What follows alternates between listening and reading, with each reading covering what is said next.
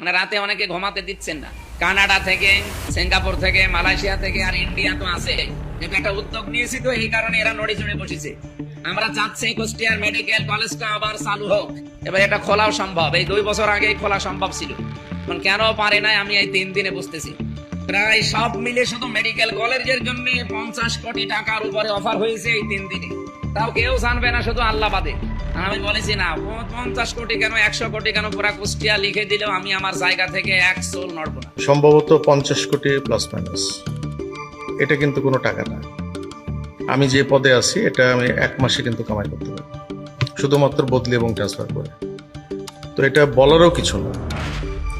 আর MP মহোদয় যদি এটা বলে থাকেন যে প্রাইভেট হসপিটালগুলো এই অফারগুলো করছে, আমরাও তো সরকারি চাকরি করি, আমরা প্রাইভেট হসপিটালে প্র্যাকটিস করি, আমরা তো ওখানে অপারেশন করছি, রুগী দেখছি। যদি এরকম অভিযোগ সত্যিই হয় তাহলে আমরাই বা ওখানে বসছি কেন? সুতরাং আমার মনে হয় যে এটা খোলাসা করে এটা ডিক্লারেশন হওয়া উচিত যে কে টাকাটা অফার করছে।